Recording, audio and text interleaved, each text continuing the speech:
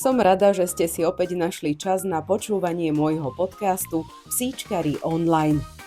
Tento raz mi za mikrofónom robí spoločnosť veterinárka, ktorá má svoj vlastný podcast a napriek tomu prijala pozvanie k nám do štúdia. Budeme rozoberať témy, ktoré verím, že zaujímajú nielen mňa, ale aj ostatných psíčkarov.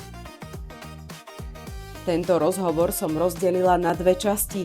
V prvej sa venujeme najmä prevencii, ďalej mýtom, ktoré kolujú medzi psíčkarmi a pritom nie sú pravdivé, a napokon krmivám a výžive, pretože to, čím a ako krmíme, má výrazný vplyv na zdravie našich miláčikov. Dnes tu vítam pani Máriu Poláčkovú, ale ako sme povedali, my si budeme týkať. Áno, takže Majka. Áno, vítam tu Majku. A máme tu aj ďalšieho parťáka, to je Devon, je to môj pes, neviem, či ho tu vidno, ale veď to nevadí. Možno sa sem tam ukáže niekde, tak aby neboli ľudia prekvapení, nie je to teda tvoj psík tento raz? Áno, Ruben ostal doma tentokrát. Takže budeme tu mať možno taký malý rozruch. Však? A ešte donedávna tu boli aj dve mačky, môžeme povedať, že dnes sme boli vyslovene teda pet friendly. Áno. Ale sme to radšej nechali, že bude tu iba pes, lebo bolo by to veľmi akčné, predpokladám. Však je to aspoň také autentické, vieš? Áno, bude to zábavnejšie. Hopiky, super. No a môžeme teda začať. Ja sa ťa chcem pýtať hneď na začiatok, poviem ešte možno, aby ľudia vedeli, že ty si začala s veľmi zaujímavým projektom, volá sa to Veterína inak. Áno. To ma práve aj veľmi oslovilo a určite som o tom chcela vedieť viac. Takže môžeš nám to nejako predstaviť, ten projekt, čo to vlastne zahrňa a kľudne povedz, prečo si vlastne sa do niečoho takého pustila. Ja som s týmto projektom začala v čase tak tesne po covide a bolo to hlavne preto, lebo ja som robila predtým 4 roky v Čechách, tam som robila vlastne ambulantnú prax a vrátila som sa na Slovensku v čase toho covidu. No a začala som si uvedomovať, že potom, keď sa teda svet vrátil do normálu, tak strašne veľa ľudí si počas toho covidu nakúpilo zvieratá, čiže psi, mačky, hlavne psi. Lebo boli home office, boli ľudia doma, a tak si povedali, že tak mám teraz na to čas, však kedy najlepšie mať šteniatko, než keď som doma, mám na ním kontrolu a tak ďalej.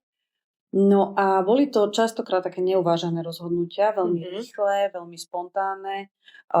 Ono fakt, aj štatistiky vtedy hovorili, že vlastne stúpol aj niekoľkonásobne predaj tých šteniat a psov a tým pádom tí ľudia, keď sa znova museli vrátiť do práce, tak prichádzali na tie úskalia s tými zvieratami, jednak tie zvieratá začali trpieť nejakou separačnou úzkosťou, začali byť veľmi nezvládnutelné, alebo jednoducho fakt ako lipli na tých majiteľov.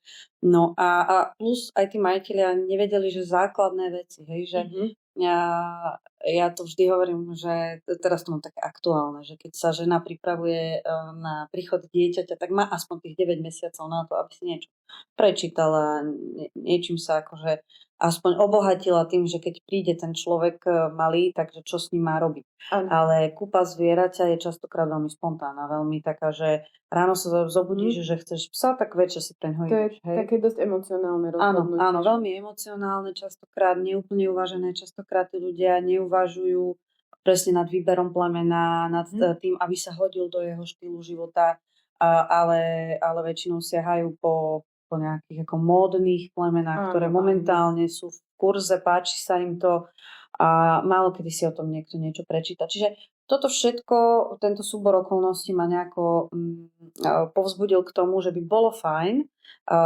vytvoriť nejaký priestor pre ľudí, ktorý bude voľne dostupný. Hej, máme na to sociálne siete a som že prečo nevyužívať sociálne siete práve na tieto veci, keď už na nich môže hovoriť každý, čo chce, kto chce. A keď máte na to ešte papier, ste študovaní a robíte to 7 rokov, už teraz ja už 10, ale vtedy to bolo pred tými 3-4 rokmi, tak som si povedala, že poďme do toho, poďme to uchopiť. Super. A povedz hlavne, ako teda inak Čo znamená to veterína inak? Aha. To inak znamená, že veľmi apelujem na prevenciu. Uh, Samozrejme, riešime už tam potom aj konkrétne nejaké diagnózy, ľudí to baví. Často sa v tom nájdú, že keď hovoríme o nejakých problémoch alebo o nejakých chorobách, tak mi aj píšu, že aj my sme to prekonali, aj my sme to s obsikom prežili, alebo s matičkou a tak ďalej. Ale častokrát vidím aj veľmi intenzívne reakcie aj na také základné veci, ako sú očkovania, odčervenia, antiparazitika. Hej, napríklad pri antiparazitikách sa vždy spustí nejaká lavina komentárov alebo aj takých ako aj snaha o konzultácie, lebo už je toho veľa. Hej. Niekedy pred 10 rokmi tých výrobkov bolo o mnoho menej ako je teraz, takže ľudia v tom majú veľký chaos, už aj v tých bežných veciach. Hej. A je to hlavne kvôli tomu, že to inak znamená, že jednoducho pomôcť tým ľuďom, aby si našli tie informácie, tie basic informácie, ktoré im môžu veľmi pomôcť v tom, aby to zviera dlhodobo prosperovalo a bolo v pohode, aby potom nemuseli už riešiť konkrétne veci. Áno, čiže celkovo máš pocit, že psíčkari tak málo dbajú na tú prevenciu pri svojich psoch? Lebo je pravda, veď vieme, že aj my ľudia nie sme v tom úplne zodpovední. Asi by som začala aj to, že už ako ľudia nie úplne chodíme pravidelne na tie preventívky.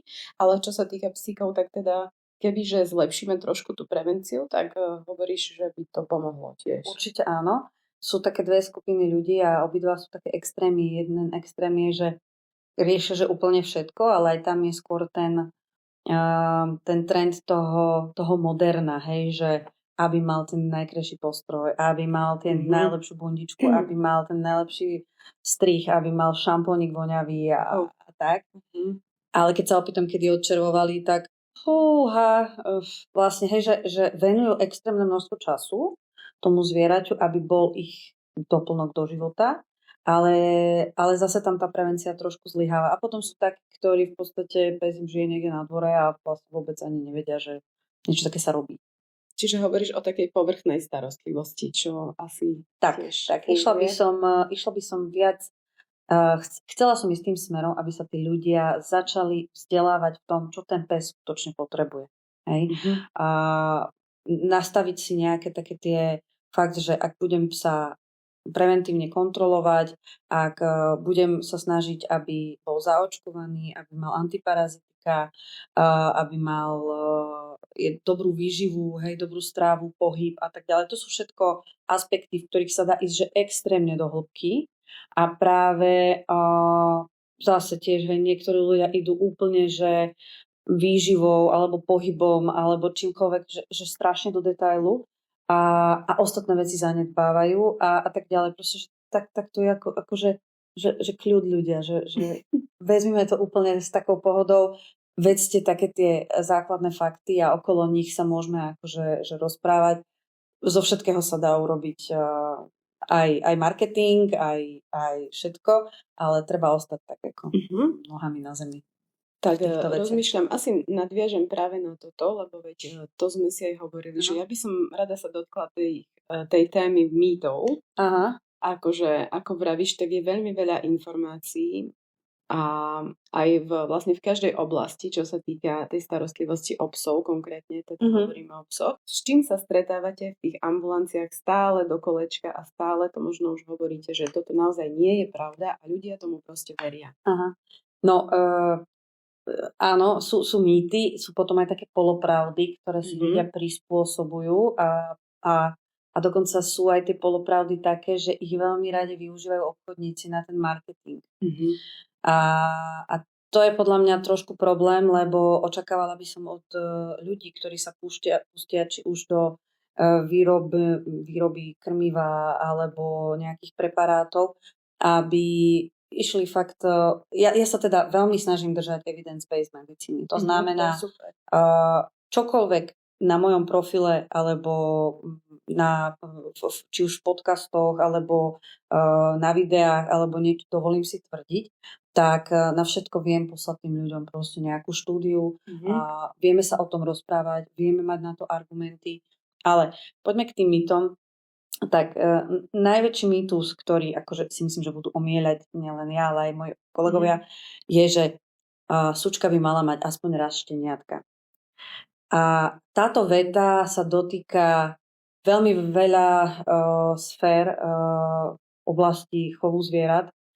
A to sú či už množenie bezpapierových psov, či už jednoducho proste nie sme krajina, ktorá dokáže, ako napríklad severské krajiny, ktorá dokáže udržiavať tie chovy zvierat tak, aby sa či už nechcene nemnožili, alebo vieme teraz proste obrovské kauzy množiarenské, že tí ľudia to množia kvôli tomu, že proste je to za účelom zisku.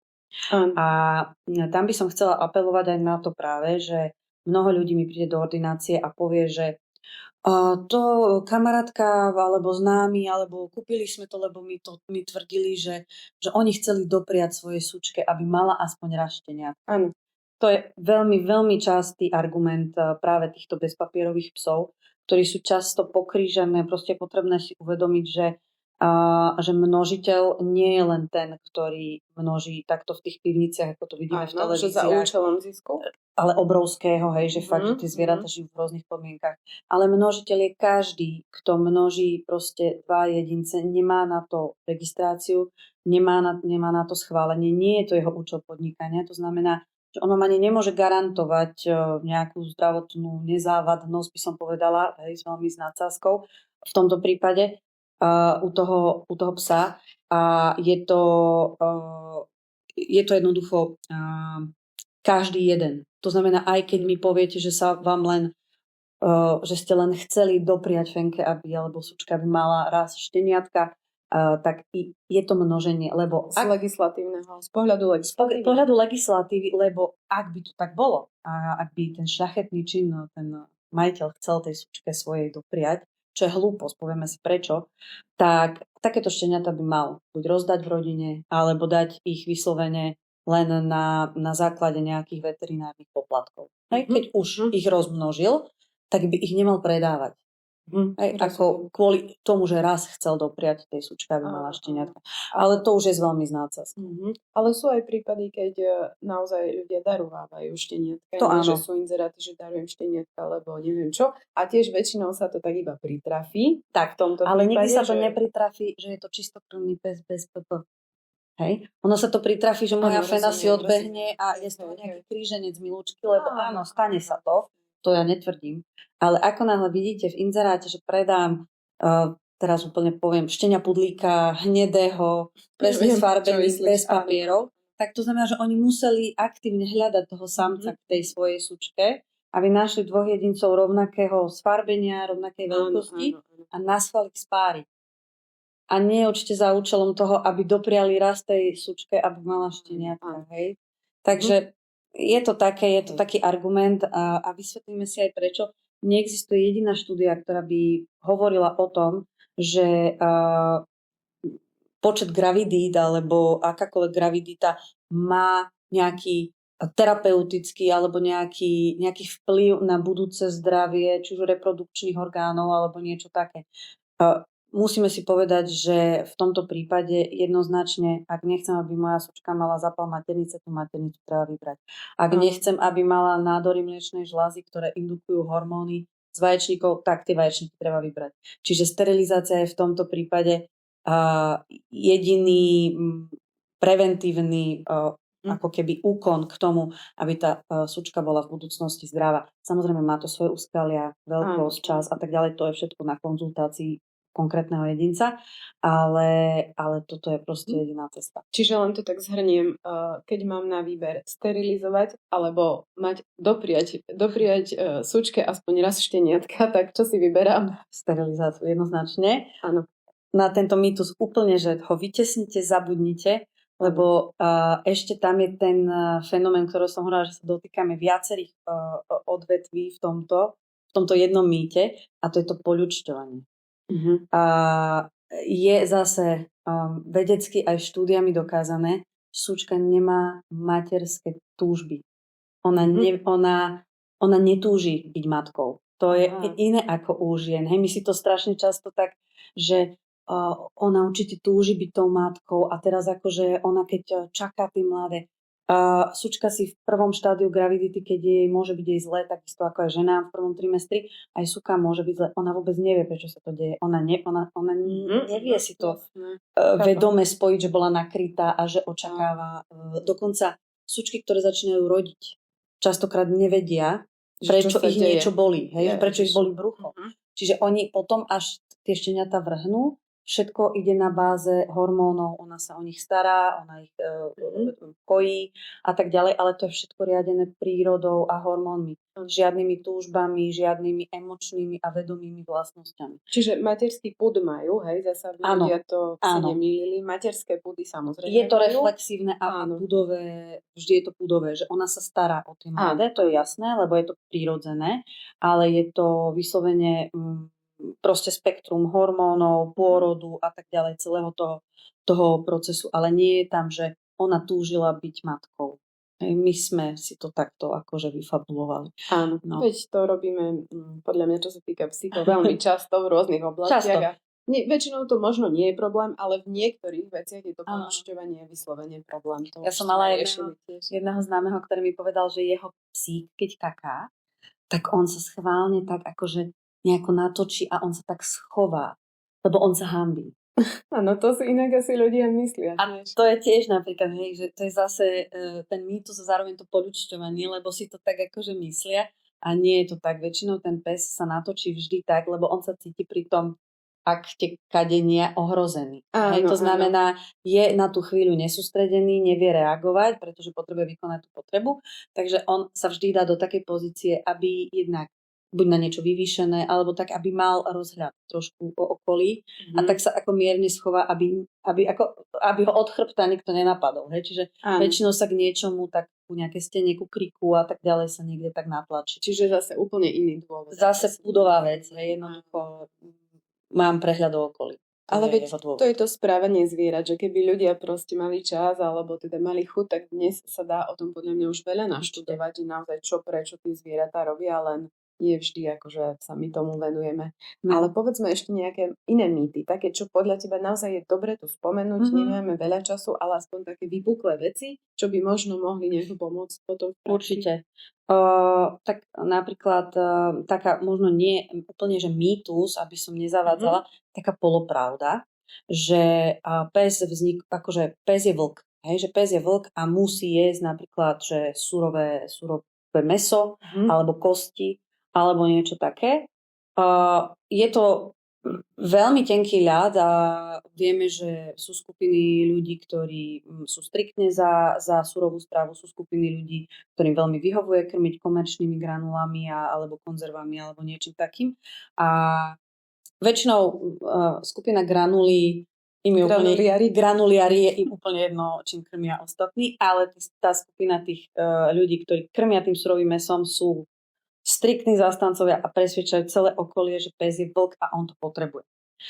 Tam by som chcela, ja to mám veľmi rada toto porovnanie. Zase teraz sa ospravedlňujem, či už v oblasti náboženstva a tak ďalej zasiahnem. Aj o ľuďoch sa hovorí, že vznikli z opice. Ale tiež nás nikto nenúti jesť banány celý život, alebo rastlinnú stravu, alebo vyslovene opičiu stravu.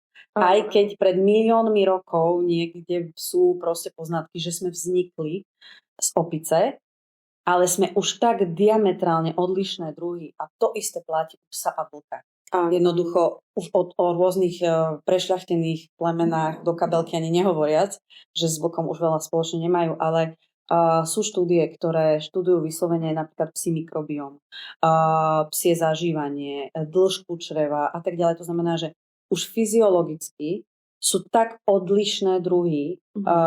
Môžeme hovoriť o veľmi, veľmi, veľmi málo plemenách, ako je napríklad Sarlosov vlčí pes, československý vlčiak, ktoré sú ešte také primitívnejšie plemená, akože bližšie k tomu vlkovi. Ale aj tie už majú proste iné trávenie, iný ten mikrobióm a nie je úplne akože dôvod tlačiť takéto zvieratá, alebo už vôbec nie bežné domáce v mestách psy, aby museli jesť kosti, aby museli spracovávať proste svalovinu a tak ďalej. A je potrebné si uvedomiť, že že je to taká dvojsečná vec, že vydávam proste presne ako ľudia hovoria, že ten pes vznikol z vlka a musí jesť teda túto surovú stravu a zároveň leží doma na gauči prikrytý ružovou dečkou a vonku sa bojí každého jedného šumu, hej. Čiže trošku to tak ako nevyberajme si z toho všetkého len to, čo nám vyhovuje. To trávenie u tých vlkov bolo úplne odlišné. Oni mali obdobia, kedy niečo ulovili, zjedli to a potom treba za týždeň hľadovali.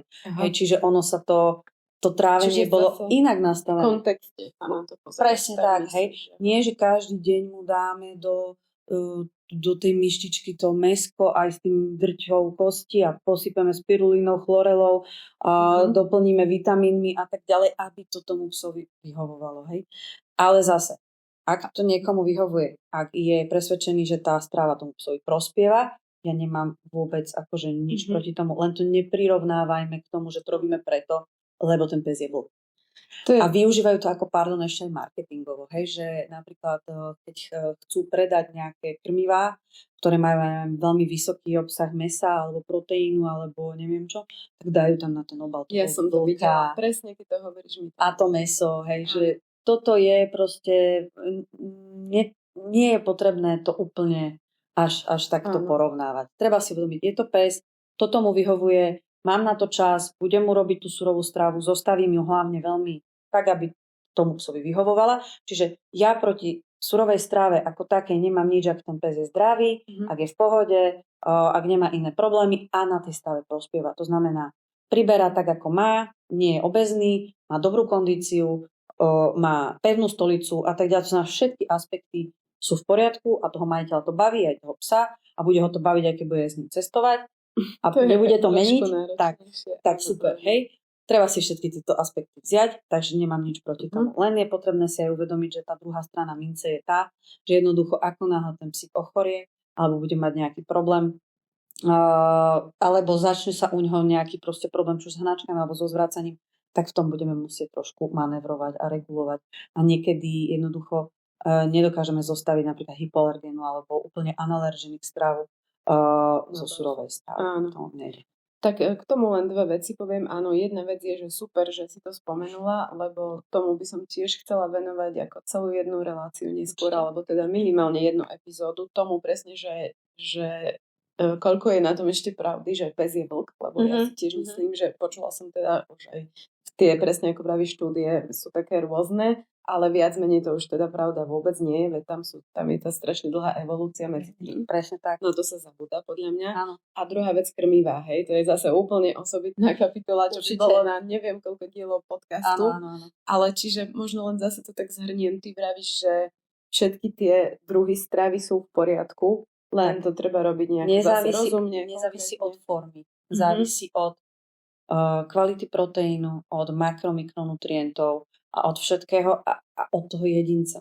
Mnoho ľudí mi píše aj na Instagram aj to, že pošle mi fotku granulí. Čo si myslíte o týchto granuliach? Ale ja neviem, akého máte psa. Hej, že kontext. Ako chýba tomu proste, že my nehodnotíme stravu. My hodnotíme psa, aká strava je pre neho vhodná. To znamená, je úplne rozdiel, či ja mám doma starého seniora alebo mladého aktívneho psa, vysokošportového psa, agiliťaka, pracovného psa, gravidnú fénu, malé štenia, mladého psa, proste strašne veľa aspektov.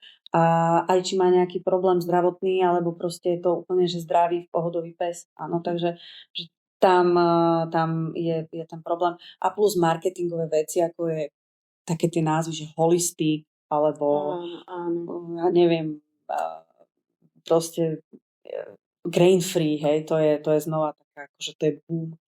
Ak je pes zdravý, ja skutočne nevidím dôvod, aby nemohol jesť vlákninu. Zase sme pri tej evolúcii, aj tie vlky jedli tú trávu, veď aj naše psy, keď im majú nedostatok vlákniny, tak sa idú napásť vonku, hej. Inak sa nevedia k tomu dostať, len keď vybehnú von a majú pocit, že potrebujú viac tej vlákniny, tak si tú trávičku proste zožujú. Teraz bude jar, takže toho bude určite viac. Takže to grain free, ja nevidím dôvod, aj ako nielen akože vláknina, ale hlavne tie obiloviny, pretože často sú tieto obiloviny v týchto krmivách nahrádzané zase iným zdrojom proteínov, ale rastlinných. To som nevedela. Hej, čiže väčšinou máte v takýchto granuliach hrách, máte v takýchto granuliach quinoju, máte šošovicu a podobné veci. To znamená tým pádom zase, ako keby tým, že tam chcú dať alebo nechcú dať obiloviny alebo lepok, tak je to nahrádzané inými druhmi týchto rastlinných, často vysokoproteínových zložiek. Čiže už vlastne máme strašne vysoké množstvo proteínu a to tiež pre toho psa vôbec nie je dobré. A je to aj energické potom práve, že či nie? Oni s energiou sa trošku pohrajú, lebo znižia tuk alebo niečo také, ale každopádne, aby sme to možno uzavreli a už nezachádzali nejako extra do detailov, bežný pes, domáci miláčik potrebuje do 25%, 27% s prižmúrenými očami, keď je vysoko aktívny. A často takéto buď grain free, alebo tie granule s tým vlkom a s tým mesom a neviem čo, majú niekedy až 30 a viac percent proteínu. A to spôsobuje práve niektoré z tých problémov, ako je sprácanie hnačky, reflux a tak ďalej. To, čo oni riešia neustále u toho veterinára a nikto sa nepozrie na to zloženie, čím krmíte, prečo tým krmíte, na čo krmíte psa, ktorý celý deň preleží na gauči, kým ste vy v práci a potom ho idete dvakrát vyvenčiť a on má 32-33% proteínu v krmive. Rozumiem. Čiže tak. Čiže možno zase, čo sa týka stravy, len ako tak, aby sme to uzavreli, nie je zle, keď sa ľudia poradia proste s veterinárom. Vôbec, ako sme tam. Určite. Že treba s faktom si urobia tú návštevu, alebo ja neviem, zavolajú a keď náhodou budete mať čas, lebo veď aj veterinári nie vždy majú čas, majú toho veľa. Áno, ale nie je človek to zle, lebo sa predíde zase ďalší. Určite, keď človek k tomu pristupuje tak, že normálne sa objednám na konzultáciu, ten človek sa mňa vyhradí tých 20 minút a takto sa porozprávame, nech zoberie aj toho psíka, nech ja vidím, v akej kondícii, ako vyzerá, či je obézny, nie je obézny, či je náhodou nie je veľmi vychudnutý a tak ďalej.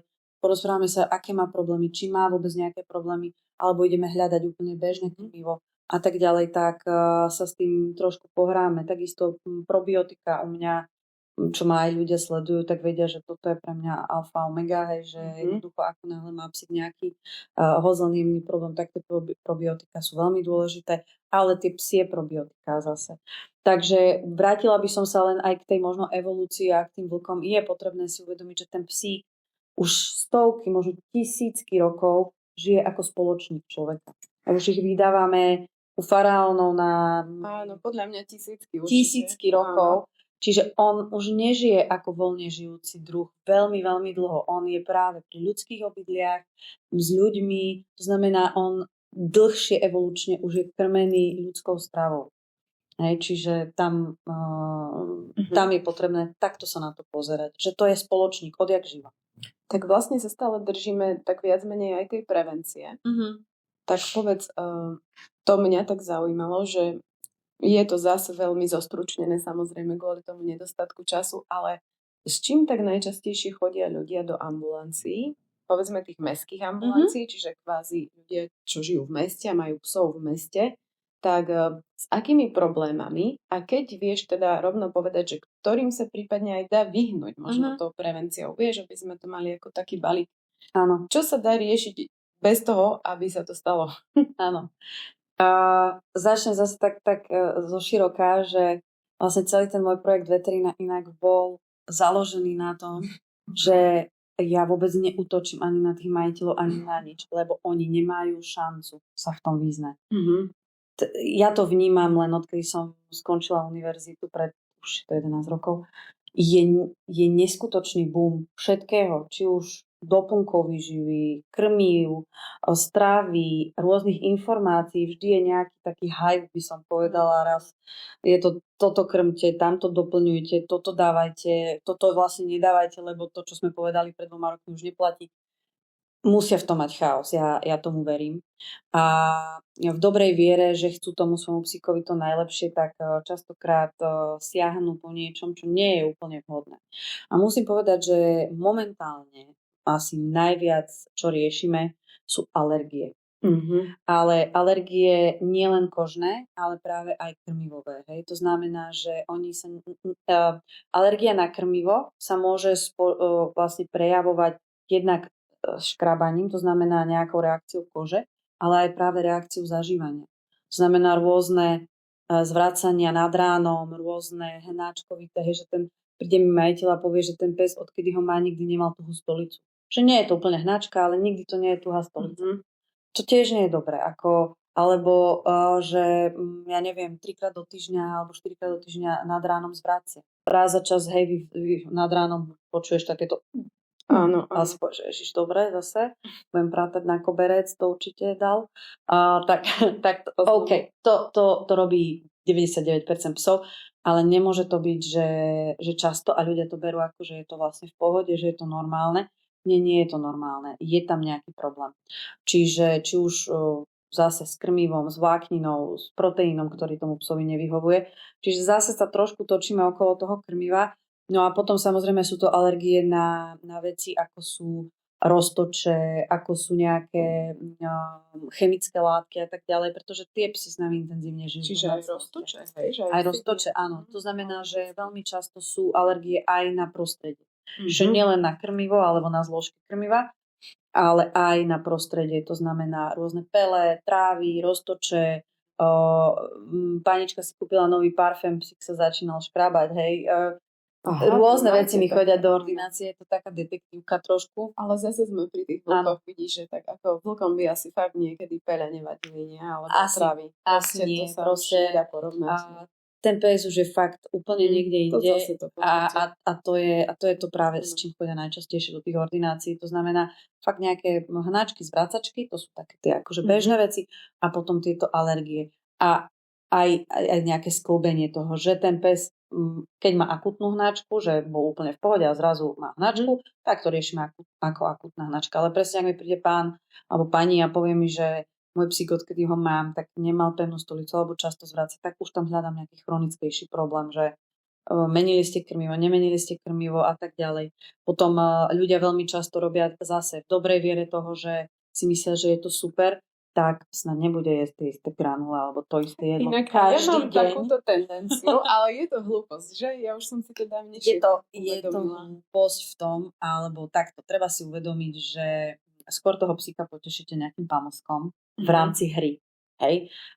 Nie tým, že mu večer, keď ste v jednom kole, nasypete zrazu nejaké iné granule. On ich vysaje veľmi rýchlo a vlastne pre neho tá satisfakcia tam až taká nie je. Je lepšie, keď sa s ním chvíľu pohráte, keď mu dáte napríklad nejaké iné pamlsky, v prípade, že nie je nejaký striktný alergik, alebo sa s ním jednoducho, že mu venujete nejaký čas s hrou a s nejakou odmenou a tak, ktorá mu spôsobí o mnoho väčšiu radosť, než to, že včera mal kačku a dneska dostane hovädzie. Ja barfujem, ale ja toto robím. A je to dobre teda, či asi ani nie? Pes je dosť citlivý na zmenu proteínu.